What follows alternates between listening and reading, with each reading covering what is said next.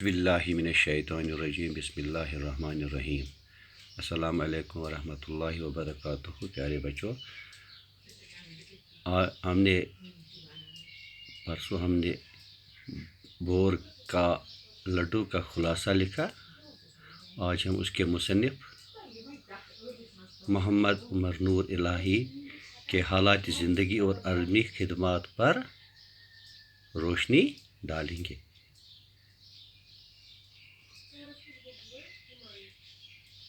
حالات زندگی کیا ہے کہ یہ جموں کشمیر کی دو ادبی شخصیات کا نام ہے۔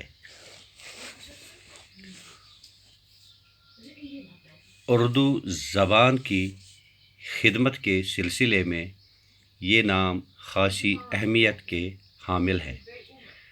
محمد عمر جموں کے ایک مشہور خاندان کے چشم و چراغ تھے۔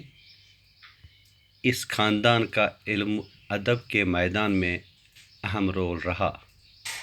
محمد عمر 1300 ہجری میں پیدا ہوئے۔ ان کے والدین بچپن میں ہی دنیائی فانی سے کوچ کر گئے اور ان کی پرورش ان کے نانا کے ذمہ ہوئی۔ 1894 میں ان کے نانا بھی وفات پا گئے۔ اس کے بعد محمد عمر کی پرورش ان کی بے اولاد خالہ نے اپنے ذمے لی۔ انہوں نے نہایت شفقت اور ہمدردی سے آپ کو پروان چڑھایا۔ آپ نے 1905 عیسوی میں رنبیر ہائی سکول سے میٹرک کا امتحان پاس کیا اور اعلیٰ تعلیم کے لیے لاہور چلے گئے اور وہاں کرسچن کالج میں داخلہ لیا۔ وہاں آپ کی ملاقات منشی نور الہی سے ہوئی اور آپ کی دوستی یہاں تک بڑھ گئی کہ منشی صاحب کے بھائی میاں فضل الہی کی بیٹی سے آپ کی شادی ہو گئی۔ نور الہی کے سسر کی دوستی جموں کشمیر ہائی کورٹ کے چیف جج رائے بہادر لالہ سکھ دیال سے تھی۔ ان کے توسط سے محمد عمر 1908 میں جموں کشمیر ہائی کورٹ میں ترجمہ نگار کے عہدے پر فائز ہوئے۔ ملازمت مل جانے پر نور الہی لاہور چھوڑ کر جموں آئے تھے، لیکن تعلیم حاصل کرنے کی خواہش اس قدر تھی کہ ملازمت کے دوران بھی تعلیم کا سلسلہ جاری رکھا اور منصفی کا امتحان پاس کیا اور جج کے عہدے پر فائز ہو گئی۔ 1936 میں سب جج کے عہدے سے سبکدوش ہوئے اور اس کے بعد وکالت کرتے رہے۔ 3 اکتوبر 1946 کو دل کی حرکت بند ہونے سے آپ انتقال فرما گئے۔ قلعہ باہو کے سامنے قبرستان پیر قادر بخش میں دفن ہے۔ محمد عمر بچپن سے ہی ادب میں بہت شوق رکھتے تھے۔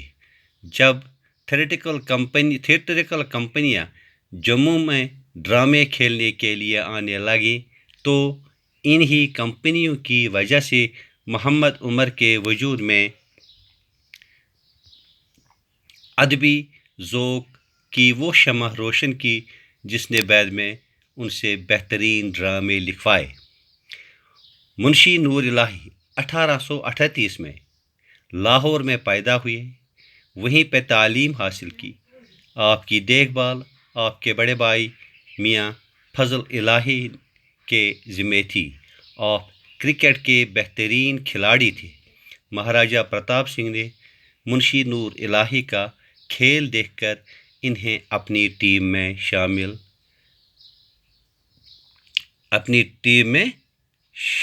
شامل کر کے ذمہ تھی۔ آپ شامل کر لیا اور جموں بلایا۔ آپ نے اپنی تعلیم چھوڑ کر مہاراجہ کے دربار میں ملازمت کی۔ پہلے آپ محکمہ کسٹم و آبکاری میں ملازم ہوئے، اس کے بعد تحصیلدار بن گئے اور ترقی کرتے کرتے ڈپٹی کمشنر کے عہدے تک پہنچے۔ 1935 میں ذیابیطس کی بیماری میں مبتلا ہو کر لاہور میں انتقال کیا۔ آپ وہاں کے میانی صاحب قبرستان میں دفن ہیں۔ صاحبزادہ محمد عمر اور منشی نور الہی نے جب بھی کوئی ادبی کام کرنے کا فیصلہ کیا تو کسی نہ کسی طرح ایک دوسرے سے رابطہ کر کے مشورہ کیا۔ کبھی کبھی ایسا بھی ہوتا کہ سرکاری دورے کے دوران ایک جگہ پر ملاقات کر کے آپس میں مشورہ کر لیتے تھے۔ ان کے تمام علمی و ادبی کام مشترکہ قلمی نام میں شائع ہوئے۔ منشی نور الہی کے انتقال کے بعد بھی محمد عمر اپنی تصنیفات مشترکہ فلمی